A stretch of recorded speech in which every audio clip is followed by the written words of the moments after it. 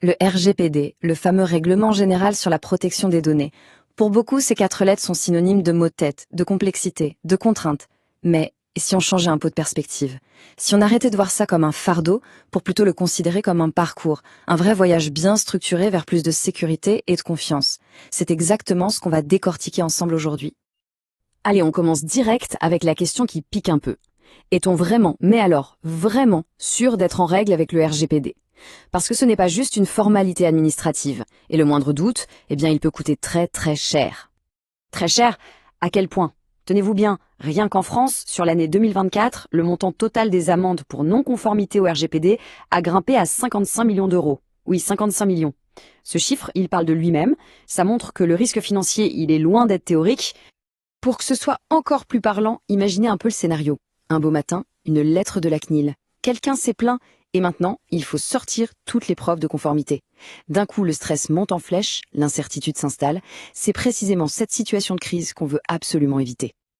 Ok, maintenant qu'on a bien posé les enjeux, voici la feuille de route pour s'y retrouver. D'abord, on va parler du défi de la conformité. Ensuite, on verra qui est notre guide dans cette aventure, le fameux DPD. Puis, on sortira la carte, l'audit RGPD.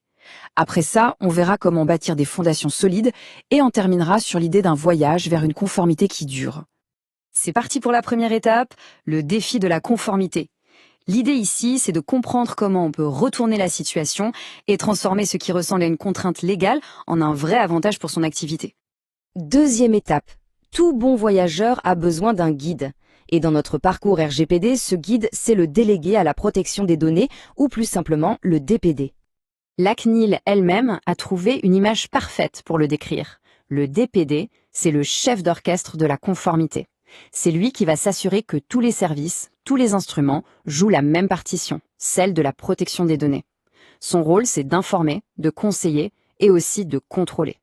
Concrètement, ces missions sont vraiment au cœur du réacteur. Il va informer et conseiller tout le monde dans l'entreprise, il va vérifier que le règlement est bien respecté partout, il va aussi superviser des trucs un peu techniques comme les analyses d'impact, les AIPD, c'est-à-dire des études de risque assez poussées, et bien sûr c'est lui qui discute avec la CNIL et qui répond aux gens s'ils ont des questions sur leurs données.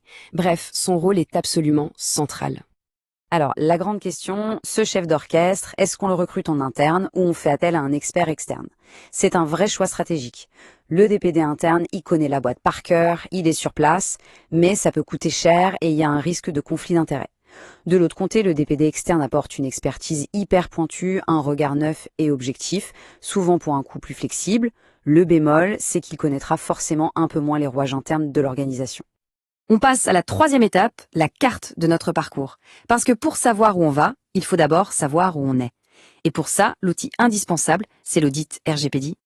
L'idée la plus importante à retenir sur l'audit, c'est qu'il ne faut pas le voir comme un examen pour avoir une bonne ou une mauvaise note. C'est plutôt un check-up complet, comme chez le médecin. Un vrai diagnostic. Le but, ce n'est pas de blâmer, mais d'identifier ce qui ne va pas, les vulnérabilités, pour pouvoir ensuite construire un plan d'action super concret. En gros, il y a 3 types d'audits. L'audit de conformité, c'est le plus direct. Il répond à la question « Est-ce qu'on respecte la loi ?» L'audit de maturité, lui, va un peu plus loin. Il évalue comment la protection des données est gérée, sa gouvernance. Et enfin, l'audit de sécurité, comme son nom l'indique, se concentre sur les défenses techniques, physiques, tout ce qui protège contre les cyberattaques. Le bon choix dépend vraiment de là où on veut mettre la priorité. D'accord, tout ça c'est bien beau, mais en pratique ça se passe comment un audit? On commence par quoi concrètement? En fait, le processus est super structuré, c'est pas si sorcier. Ça se fait en 5 étapes logiques. D'abord, on prépare le terrain, on définit ce qu'on va regarder. Ensuite, phase de collecte, on récupère tous les documents, mais surtout, on va parler aux équipes, c'est essentiel. Vient l'analyse, où on identifie les points faibles. Tout ça est résumé dans un rapport, qui doit déboucher sur un plan d'action clair. Et enfin, l'étape la plus importante de toutes, on passe à l'action et on met en œuvre ce plan. Allez, 4e étape, on va maintenant parler des fondations. Et dans toute cette construction de la conformité, il y a une pierre angulaire, un document absolument incontournable. Et le voici, ce fameux document. C'est le registre des activités de traitement. On peut le voir comme le carnet de bord de notre voyage. Ce n'est pas une option attention, c'est obligatoire. Il doit lister absolument tous les traitements de données. On dit que c'est la pierre angulaire de la conformité parce que c'est vraiment l'outil central qui permet de piloter et surtout de prouver qu'on est en règle. Pour que ce ne soit pas trop abstrait, regardons à quoi ça peut ressembler en vrai. Voici un modèle de registre, comme celui que propose la CNIL. On voit bien la structure, c'est une fiche pour chaque activité, ce qui permet de documenter très précisément ce qui est fait avec les données à chaque fois. Et qu'est-ce qu'on met dans une fiche comme ça? Eh bien, le plus important, c'est de répondre à des questions qui sont finalement assez simples. Pourquoi on traite ces données? C'est pour faire quoi? Ce sont les données de qui? De quel type de données parle-t-on? Qui peut y avoir accès? On les garde combien de temps? Et bien sûr, comment on les protège? Documenter tout ça, c'est la base de tout le reste. On arrive à la 5e et dernière étape, le voyage continu.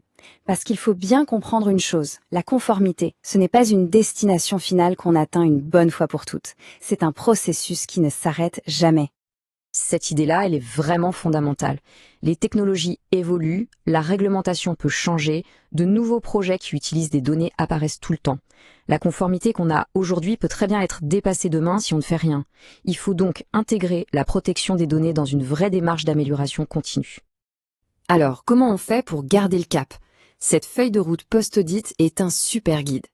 Tout de suite après l'audit, on analyse les recommandations et on établit un calendrier. Dans les mois qui suivent, on met en œuvre le plan d'action. Ensuite, un suivi tous les trimestres, c'est bien, pour vérifier que tout est bien en place. Et enfin, on se prépare déjà pour les audits suivants, en général une fois par an. C'est ça, le cycle vertueux de la conformité. Et c'est là qu'on boucle la boucle. Tout ce parcours, toute cette démarche rigoureuse, ça va bien au-delà de la simple case à cocher pour respecter la loi. Ça devient un vrai atout stratégique. Ça renforce la crédibilité et ça envoie un message très fort aux clients et aux partenaires. Vous pouvez nous confier vos données, elles sont en sécurité. Finalement, la vraie question à se poser, elle est là. Est-ce que les données sont vues comme un risque, une source de contrainte, un passif potentiel qui pèse sur l'entreprise? Ou au contraire, est-ce qu'elles sont gérées comme un véritable actif stratégique, dont la protection devient la base d'une relation de confiance qui dure? Tout le parcours de la conformité, c'est ce qui permet de donner la bonne réponse.